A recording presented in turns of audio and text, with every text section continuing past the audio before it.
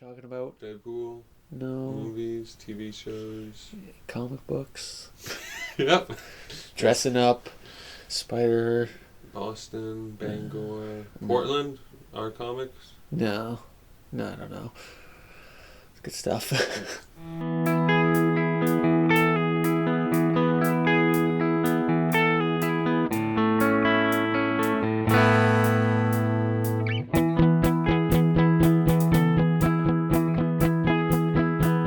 Hello and welcome to the WIP, the What If podcast that's a work in progress. I'm your host, Captain Charisma, the Slim James, and of course, Captain in Coke, the franchise, conspicuous by his absence, Captain Gown, Andrew the Giant. He's on paternity leave, so get well soon. We hope you feel better after having that baby. And I suppose your wife would probably feel something too. Nah. The title of this episode, Oh Captain, My Captain, as we discuss the Captain Mar-Vell, Captain Universe, and the Mar-Vell Universe. Another title I was thinking of, Closed Captaining. For the hearing impaired. This is a podcast. It's... Wait. Oh, God. So you'd have to read... Oh, good. Just write the whole thing. Well, I mean, I got on your screen. I got my notes, so I could just copy and paste those. It may vary, but read the notes. Yeah, I don't have your bits written in. So, Captain Universe first appeared in Micronauts number 8. I got that. Me too. Yes, Micronauts, the first series. That's going to be a movie. No. The Rock Johnson is actually attached to being part of the Micronauts movie. Yes, but they're all toys, so they're not owned by Mar-Vell anymore. So there's no cross-dimensional, including my boy Rom Space Knight. He's not gonna show up. No. But maybe Captain Universe. He's the one. He links the universe. Point is, Captain Ray Coffin was offered the Unipower when Baron Karza escaped the microverse to, and I'm quoting here, menace Earth. That's your goal in life. That's pretty sad. The Unipower supposedly shows up in times of great peril, but in the Mar-Vell universe, isn't there constant universe-threatening peril all the time, especially on Earth and its heroes? So, shouldn't Captain Universe always be around? Yes. Yeah. Galactus, Captain Universe. Thanos, Captain Universe. Stiltman, Captain Universe. Stilt Woman, Captain Universe doesn't stand a chance. Exactly. Captain Galaxy, although Universe is bigger. Captain Omniverse. Captain Reality. Captain Multiverse? Is that a thing? Sounds like a thing. The Captain Universe powers floated around a bunch. At first it was part of Mar-Vell Spotlight, I believe, and the crux of the stories was that ordinary people would get the power to solve threats. Well, that's kind of cool, because then you see yourself in it, something's going to happen, and I'm going to get blessed with the Omnipower. Except then, no, it didn't happen, and everyone just burned. Yeah, and, there's limited shelf life in that. This normal person gets the Omnipower, takes care of it. No, if they got the Omnipower, then interacted with, say, Nova or Spider-Man, because he was in every one of those late 70s, early 80s comic books, then you might get a little more appeal. But it sort of faded into the background. So does the Unipower know who's a good person, and it's not going to jump in the body of someone who really wants to do evil, and they're like, oh, if only I had all the power, I could crush people to my will. I think so, because it's reacting to a threat. Okay. So it knows what evil is. Okay. So we could assume it possesses good people, like the dog. Unimut. Exactly. There was also a limited series where it bounced around from existing hero to existing hero, like Hulk, Daredevil. Unfortunately, no Machine Man or Mudbutt, Captain Universe. No? What does Hulk need Captain Universe powers for? Being blue. That's really? Yeah, Blue Hulk. That's what. That's where Blue Hulk came from. That's a Blue Hulk. Well, I don't know if there's any other Blue Hulk. Yeah, and that's another instance where the cover looks cooler than because he I don't know. I just like the way it looks on the cover, but in the comic, it just looks like they color swapped green for blue, and it's still the Hulk. And he doesn't destroy everything, despite the fact that he's already the Hulk and now has Captain Universe atomic friggin' messing with powers. Malleability. Exactly. Its latest host was more semi-permanent, an amnesiac named Tamara DeVoe, who got amnesia in a car crash, just for explanation's sake. You know. McWorld. Yeah, so, like, she was Captain Universe and hung around the Avengers more semi-permanently, but now she isn't, and I don't know the current state of the Captain Universe power. Probably floating around there somewhere. Maybe it went to some place other than Earth. Maybe it'll show up on Weird World with Black Knight. What? Whoa. Maybe it'll show up on Duck World with Howard. Whoa. Captain Uniduck.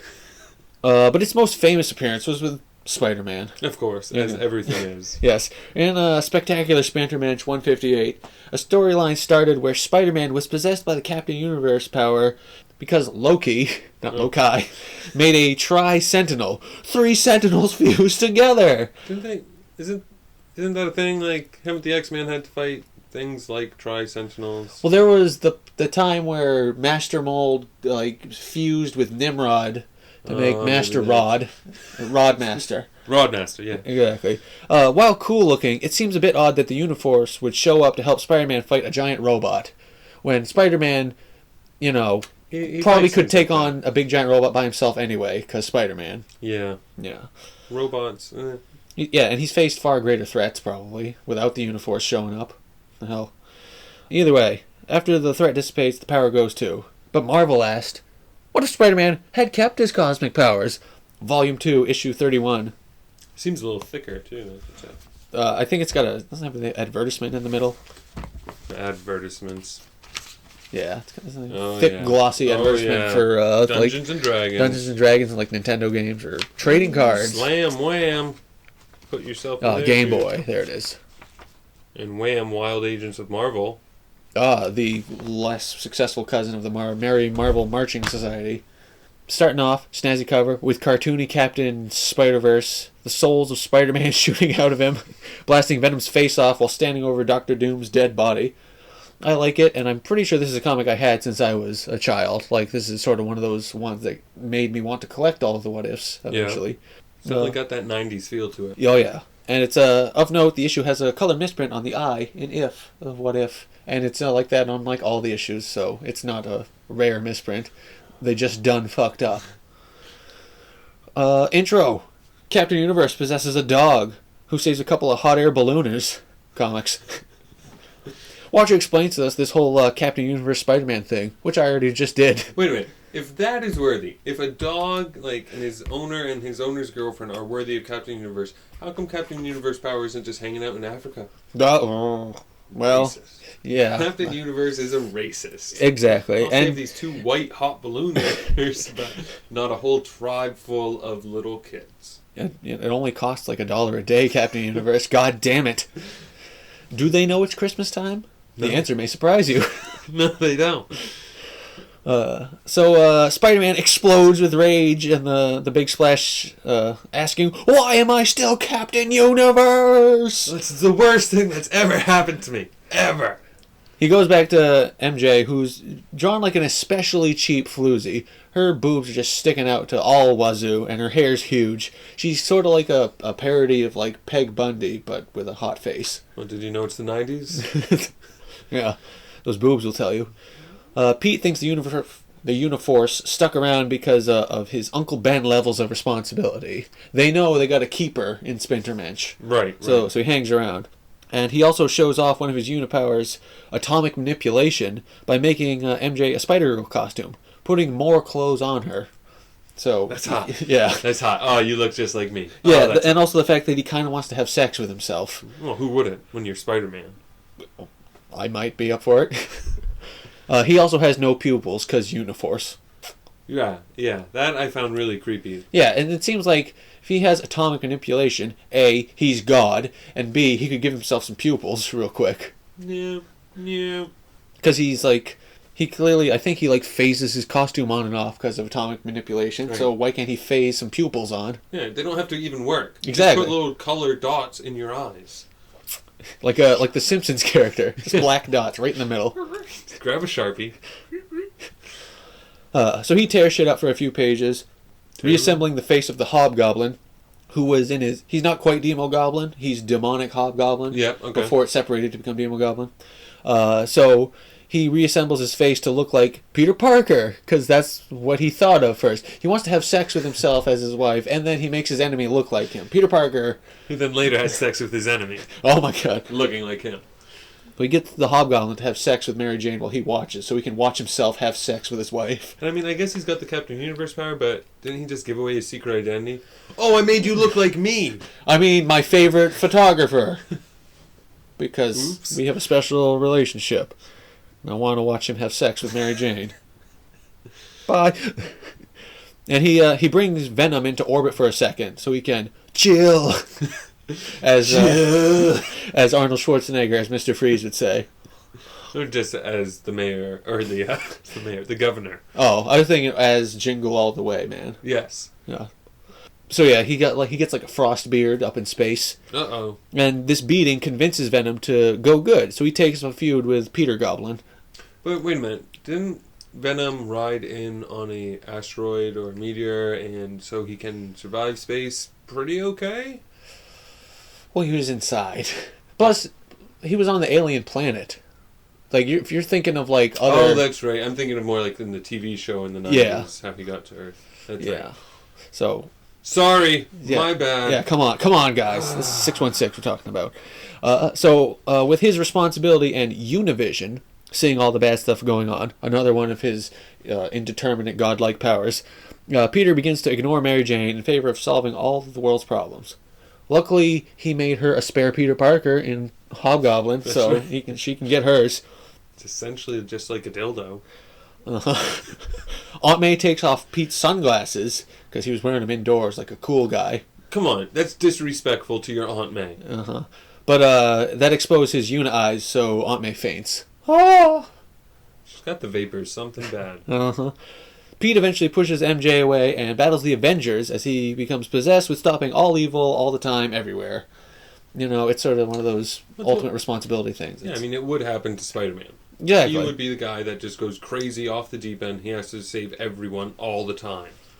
Doctor Doom shows up and uses his Captain Universe stealing gun, which he invented real quick. Well, he also had like a Beyond Our Power stealing gun, a Silver Surfer stealing gun, so stealing guns is his true forte. That's right. So he steals the Captain Universe power, but Spider-Man's awesomeness is too strong and it goes right back. Spider-Man then disperses the Unipower across the globe, joining all of humanity in a moment of shared cosmic consciousness, giving us a little world peace for a second, I guess. But he doesn't have spider powers now. It took his spider powers to expunge his cosmic powers. Doesn't really make sense, but don't worry about it. Because the spider powers are sort of physiological. They're like... Well, it changes DNA, because atomic... manipulation. There we go. There you go. Then in the last panel, MJ gives birth to the presumed May Parker, who has who has the uni-eyes and the Spidey sense. So much tingling. Oh my! But is it really Peters or is it Hobgoblin Peters? Oh my god! Because he's got to have some residual unipower on his face. So that came all up in here. So when he ate her out and then impregnated her, unipower is just everywhere. Spidey sense. So I loved this comic as a kid, and it's still fun enough to read now.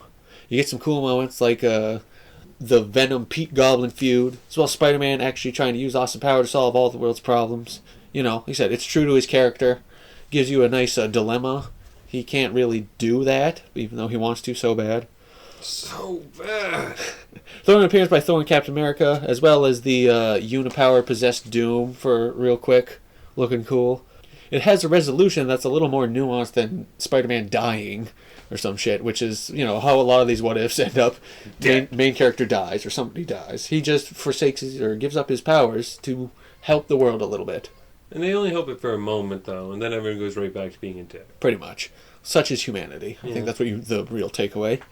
Humanity can be distracted into doing good, but yeah, that's about it. So this book was written by Glenn Allen Herdling, who wrote some what the Uncanny Origins Black Knight, the like 99-cent Origins series, yeah, some Namor, and the official handbook to the Mar-Vell Universe. He was in there. Nice, wasn't everyone in there? Yeah, drawn by Scott Allen McDaniel, who did I think the 90s Green Goblin, some 90s Spider-Man, some Daredevil, cartoony, but I don't mind it. Except for, well, the Mary Jane's it borders on, like, offensive. Yeah. How over the top she is. This is in the 90s. Girls weren't buying comics, so it's okay. Some characters get a little wonky, but it has good energy. It's like, whoa. But what about the should-be flagship captain of Mar-Vell, Captain Mar-Vell? Captain Mar-Vell didn't start out as a uniquely Mar-Vell captain, per se. No. In 1940, Fawcett Publications debuted Captain Mar-Vell, a scant few months after Mar-Vell Comics, a comic published by Timely, which had put the noun of Mar-Vell on the map. It was just, everyone's marveling. Apparently Jack Kirby drew a few appearances of SHAZAM, or the original Captain Mar-Vell. Billy Batson? And at one point it was the hottest shit around, selling 1.5 million copies twice a month. And that's back in the day. Exactly. That's saying something.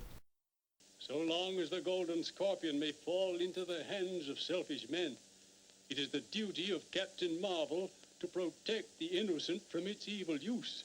But who is Captain Mar-Vell? You are, my son. All that is necessary is to repeat my name, SHAZAM. By its repetition, you will become Captain Mar-Vell and take on the virtues you see recorded there. The wisdom of Solomon, the strength of Hercules, the stamina of Atlas, the power of Zeus, the great courage of Achilles, and the speed of Mercury. You must never call upon this power except in the service of right. To do so would bring the scorpion's curse upon your own head. And now, my son, repeat my name and return to the rescue of your friends. SHAZAM.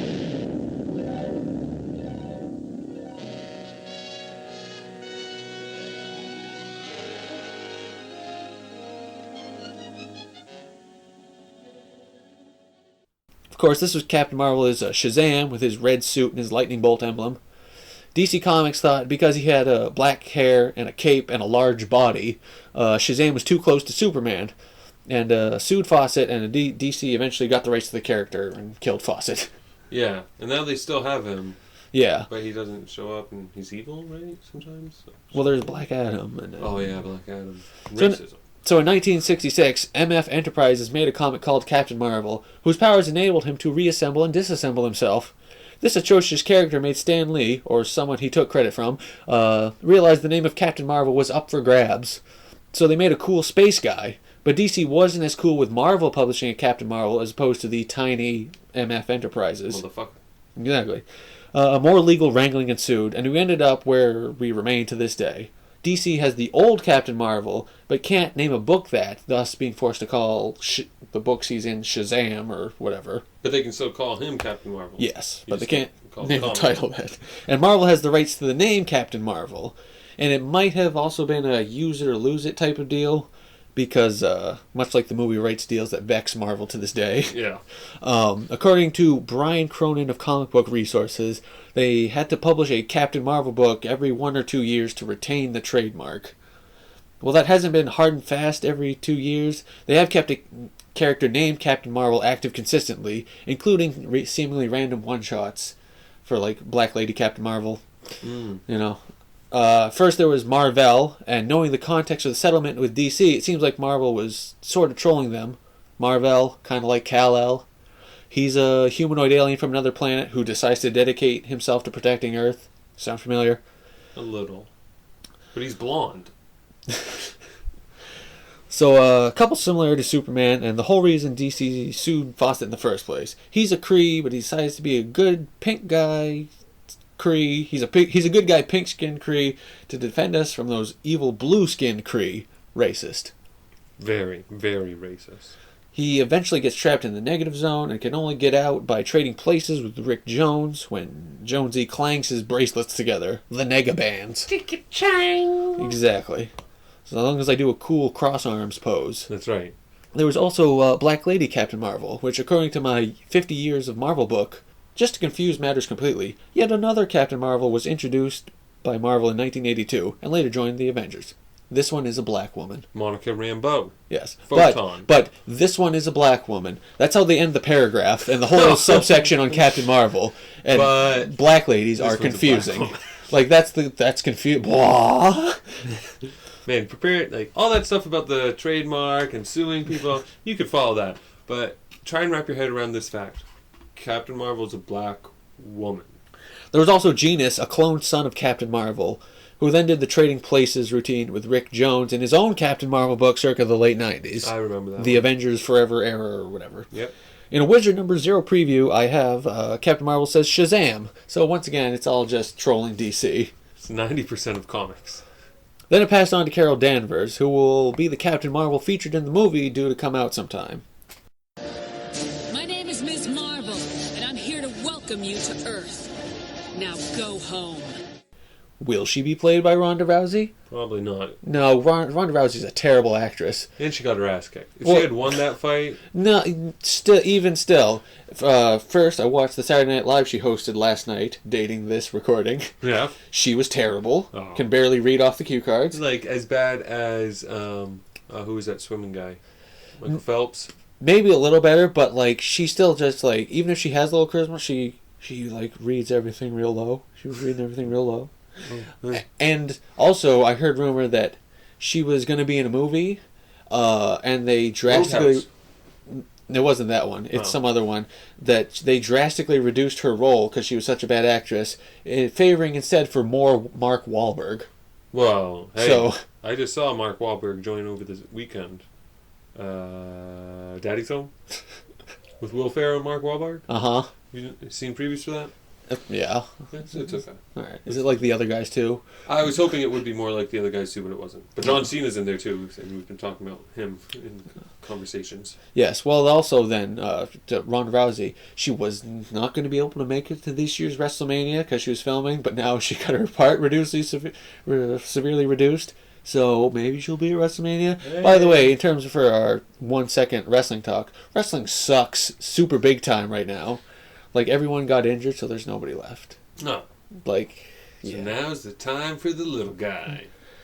Spike Dudley, save us.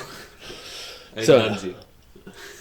Yes, Spike Dudley and Nunzio. But what happened to the first Captain Marvel, or the second, the third Died of technically, cancer. Captain Mar-Vell? Didn't we do one about him dying of cancer? Have we talked about that? I mean, it might have come up in passing. Well, I know you let me borrow the book. Yeah. of Captain Marvel. But I Yeah, don't remember. that I let you borrow it for this. So, Really? yeah, Well, that was a while ago, though. yeah. Well, I was Never- laying the sorry. groundwork. You probably mentioned it briefly, but we're getting into it. All right. He died. He got cancer in a battle with Nitro in Captain Marvel number 34. He battled Nitro, and in an attempt to contain an exploding tank of nerve gas, Captain Marvel pinched it shut, which is the best way to contain your gas. But in the process, he contracted cancer. Of course, this only came up years later in sort of a retcon in the Death of Captain Marvel graphic novel. Marvel's first ever dedicated graphic novel, long-form, deluxe Wow, I presentation. didn't know that was the first one. Oh, yeah. The Death of Captain Marvel is an especially poignant read, as it's very down-to-earth, even if it takes place on, not Earth. As Mar-Vell comes to peace with dying. Like, that's what a bulk of the comic Yeah. is. I mean, it is well done. It's not flashy and superhero fights. It's all about sort of connecting and being a human, even when you're an alien. Exactly. He begins to wither as the negabands actually preclude Mr. Fantastic and other super geniuses from discovering a cure. It keeps his cancer at bay, but it also keeps them at bay. Oh, the irony! Oh, too many bays. So, and he rattles off a pretty heavy quote that I gravitated towards. And I quote, "Deep down inside me, I felt that those special things that make me who I am would just live forever. It's hard to accept the world is going on without me." Which is, true of all mankind. We think, the things that make us special are... Special. Yeah, but really, the big wheel keeps on turning. Proud Mary. It's on burning. Exactly. Rolling. Yeah, that's a way to deal with our own mortality. Listen to CCR. Exactly. No, Tina Turner. Oh. I don't know about that. So yeah, Captain Marvel's death is so monumental because it actually stuck. There may have been a couple of flashback stories or time travel things, but Mar-Vell has stayed dead. seems weird because people who have been dead or have been revived, but the human nature of Mar-Vell's cancerous death sort of makes it special. It shouldn't be undone because he's like that sort of. It's one thing to be killed in a hail of bullets and Doctor Strange uses magic to revive you, Right. but when you die of cancer, like it might be sort of an affront to cancer victims, and especially when there's lots of other people who could be Captain Marvel. Right. And, So- like, everyone was trying to save him. They already had their chance to bring him back from the dead before he died. Yeah. And they all failed. Yeah. A So lesson in humility for all of them. yeah, and so Captain Marvel's greatest contribution is actually his death because it made a good story and it actually stuck. Yeah. I mean, who else has stuck dead? Uncle Ben. Yep. Some of the new warriors, like I said. Oh, right, after the Civil War. Yeah, Nitro. Nitro is the key. He kills people and makes them stay dead. That's right. He was the burglar who shot Uncle Ben. Yes, a burglar. Committing burglaries. I was thinking about the Hamburglar. Hamburglar. Captain Marvel's death is really special, so it shouldn't be undone. So what if they undid it? What if Volume 2, Issue 14 asks, what if Captain Marvel had not died? Then he would have died later. One would think that because his death is so important, if he lived, he'd go on to do something enormous, universe-shaking. Not so much. This is the cover is a rip of Captain Marvel 29, a classic flying spaceman pose, with Silver Surfer, and the Skrull getting all jacked up. Oh, yeah. Yeah, he's floating around there Yeah, I see the pointy ears. with a space shadow. You know, are there shadows in space like that? Sure. There's no sound, but... So first we get a recounting of his death, which I just did, and the difference in this universe, rather than ignoring his cancer initially, in this universe he doesn't ignore it. Getting treated earlier, Mar-Vell survives. Well, good. I mean, I think that's a good story about early detection saves lives. Yes, get your yearly checkups and get a mammogram, Captain Marvel. Check yourself. Although that's offensive now because Carol Danvers is a woman. Although it's not offensive because you really should. Yeah, come on, Carol. We don't want you to die, so check your breasts. Exactly. Not in the comic, maybe. Like, that would be offensive. Or could it be a great PSA? Oh my. Mar-Vell, wanting to stop war, he goes on a rampage, wrecking the shit of both the Kree and the Skrull, then using the Omni-Wave, which is not a convection oven. It's like a big space PSA or whatever. It says, hey, Kree and Skrull, stop fighting or I'll kill you all. Silver Surfer, still stranded on Earth, visits the Fantastic Four and finds they're all dying. Especially the Thing. It turns out the cure for Mar-Vell's cancer causes him to give cancer to everyone around him. Super cancer. Oh no! Wah wah. So then, I believe Doctor Strange uses magic teleportation to help Silver Surfer circumvent... Oh my god. Silver Surfer circumvent... His circumcision. No. His earthbound prison. Which is... It's almost what I said. Uh-huh. He finds Captain Marvel, and they have a cosmic space battle as Surfer tries to knock some sense into him, telling him he's giving everyone cancer. Hey, jerk. Eventually, Captain Marvel accepts the truth, including that he's killing his wife, or possibly lover, maybe wife, Elysius. Oh, yes. He comes back to Earth, where Mr. Fantastic has formulated a cure for other people's cancer from Rick Jones's blood, because Rick Jones and Captain Marvel are intermingled with the Negabands so much that Rick Jones has got it going on. Comics. Exactly. Knowing he's a cancer upon the universe, Oh! he enters the plane of Rashnu, the white space / nowhere. I'm pretty sure there is a Cancerverse in the Marvel Universe. I'm pretty sure that is an actual thing. Yeah, I think from like Thanos did some stuff. Yeah. He should have went there. Maybe Yeah. that place he went that you're just describing became the Cancerverse in our reality, or 616. Perpendicular universes that connect the two. Exactly. Like two parallel lines intersected, and then you do the... Are they similar there? Yes, the they geometric do similar angles. The geometric proofs. Mm-hmm. So, he enters white space, and Elysius comes with him, and they live happily-ish in exile forever, presumably. Just the two of them? Yep. Building castles in the sky. So, overall, this was an unexpected story when I read it. While it's kind of poetic and or ironic that Captain Marvel, cured of cancer, becomes cancer, you would expect Captain Marvel to attain some sort of mythical greatness had he lived, instead of just going nuts by like trying to stop a Kree Skrull war by bullying and threatening to kill everybody. Yeah.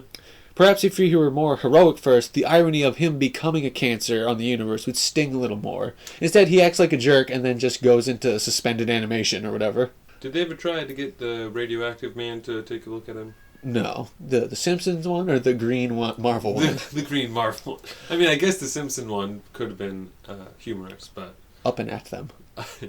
Up and at them. Up and at them! At them. No, what does Green Radioactive Man do in the Marvel Universe besides He gives people cancer. Oh. I mean, like, I remember reading one where he was on the Thunderbolts, and he's like... He was getting brainwashed, but at the time he's like, I think it would be a good idea to give everyone on the base cancer right now. Yes, and then he just started glowing until someone knocked him out. There you go. But I know he can... I don't know, he does radioactivity stuff to people. I didn't know if he was like... He was a villain and then became a good guy and discovered a cure for cancer because he's radioactive. I don't know if you're... I know he was a villain, then he tried to be good, and then like China didn't want him back in the country because he was giving everyone cancer, and so then he got evil again. Tales old as time.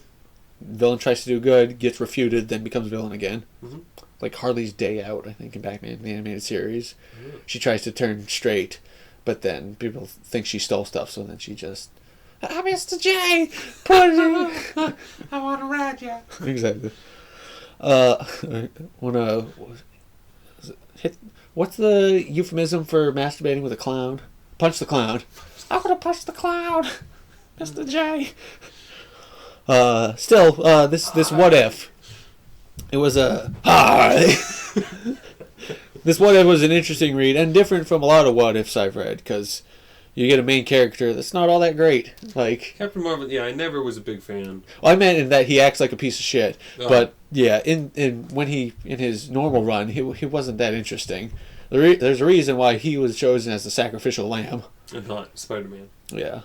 The story and art are by Matthew Jorgensen, co-written by Steve Ringenberg. Both have scant else for credits.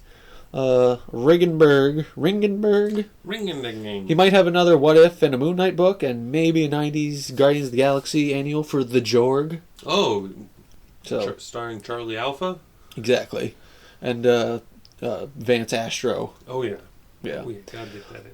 So the other thing about it is that Captain Marvel never ascended to main event status. The most interesting thing about the first Captain Marvel is how he died. Black Lady Captain Marvel was an Avenger on the level of Black Knight, insert Martin Lawrence race joke, and other Captain Marvels are often forgotten.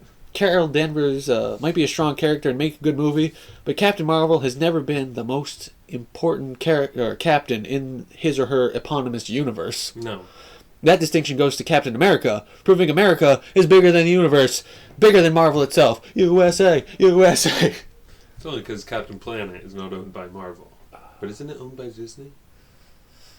I don't think so. I don't know. It should be, though. They could just buy the rights to that real quick and then... Sure, Ted Turner's not doing anything. Exactly. Yeah, anything else to say about Captain Marvel? Captain, oh Captain, should go down with the ship. Actually, in the Universe X, Earth X, those books... Yep. Captain Marvel comes back from the dead as the new Jesus. He's reborn. All right, isn't he the baby? Yeah, and I don't know if it's just in the second or if it's in Earth X as well, but he gets possessed by the Captain Universe power, so he's Captain Marvel Universe. Blah. It's sort of intentional and kind of it's not quite a joke, but like a nod and a wink to all the giant cosmic powers that exist in the Marvel Universe that are all powerful. Yeah. Good stuff. I got nothing else. So in closing, I will remind you to follow us on Twitter at @TheSlimJames or at @giant_size, theslimjames.com, giantsizecomicthings.com. The WIP What If podcast is on iTunes, on Stitcher, on YouTube, and on Vimeo. So go out there and find us. And remember, don't spend the rest of your life asking, what if?